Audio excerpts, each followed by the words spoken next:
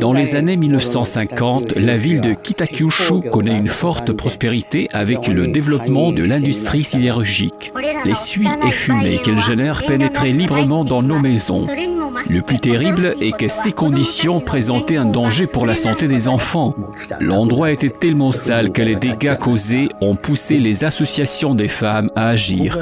Les habitants qui souffraient directement de cette pollution réunirent les faits dans un rapport qui fut remis aux entreprises concernées et aux autorités locales pour leur demander de prendre les mesures qui s'imposaient.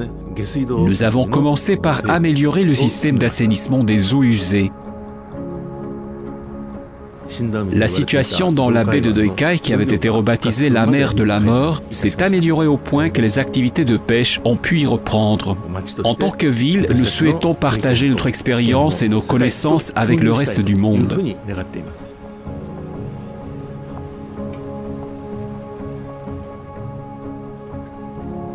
La production de ciment nécessite un grand nombre de ressources naturelles.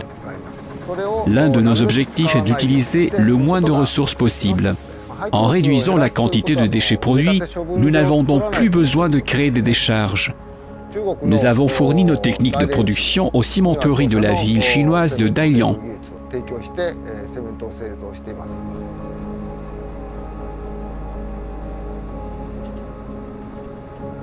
Étonnamment, en venant au bout de la pollution, Kitakyushu est parvenu à établir un sentiment de confiance mutuelle entre les entreprises, les habitants et les autorités locales.